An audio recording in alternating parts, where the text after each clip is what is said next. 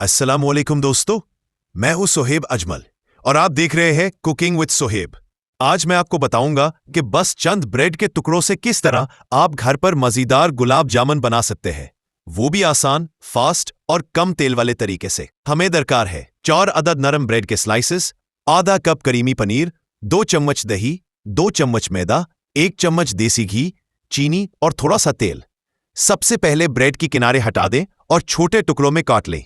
अब एक प्याले में ब्रेड, पनीर, दही, मैदा और घी मिलाकर नरम सा पेस्ट तैयार करें। इस मिक्सचर से छोटे गोल गुलाब जामुन बनाएं और दरमियानी आंच पर तलें जब तक सुनहरी न हो जाए।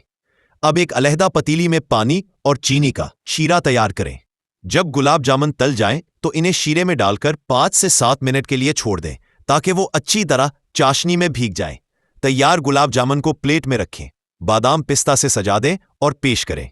अगर आपको ये आसान, तेज और बेहतरीन गुलाब जामुन पसंद आया हो तो लाजमी वीडियो को लाइक करें, सब्सक्राइब करें और शेयर करना ना भूलें। Cooking with S